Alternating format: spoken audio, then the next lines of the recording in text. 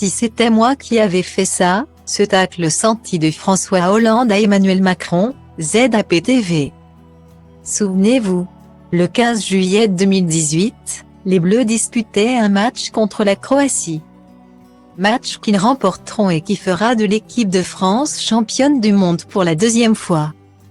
Pendant la soirée, le président Emmanuel Macron, qui était présent dans les tribunes avec ses proches, avait fait tomber la veste, avant d'exulter littéralement devant son épouse Brigitte.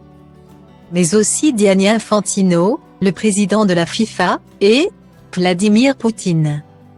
La photo du président de la République, en train de célébrer le premier but des Bleus, avait très rapidement fait le tour de la toile et a été parodiée à de multiples reprises. Le cliché avait été immortalisé par Alexei Nikolski, un photographe habitué du Kremlin et qui travaille notamment pour le site d'information russe controversé, Sputnik. Ce dimanche 20 novembre, Liliane Thuram, Michel Sim, la journaliste Raphaël Baquet, François Hollande, ou encore Emmanuel Macron, ont raconté la place proéminente qu'a pris le foot dans la vie république. Et en revoyant la photo du mari de Brigitte Macron célébrer un but des Bleus, l'ancien époux de Valérie Trierweiler n'a pas pu s'empêcher de commenter l'attitude de celui qui lui a succédé.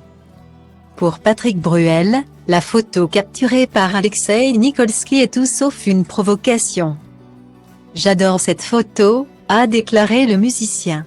Avant d'ajouter, il est président de la République. Point. Vainqueur.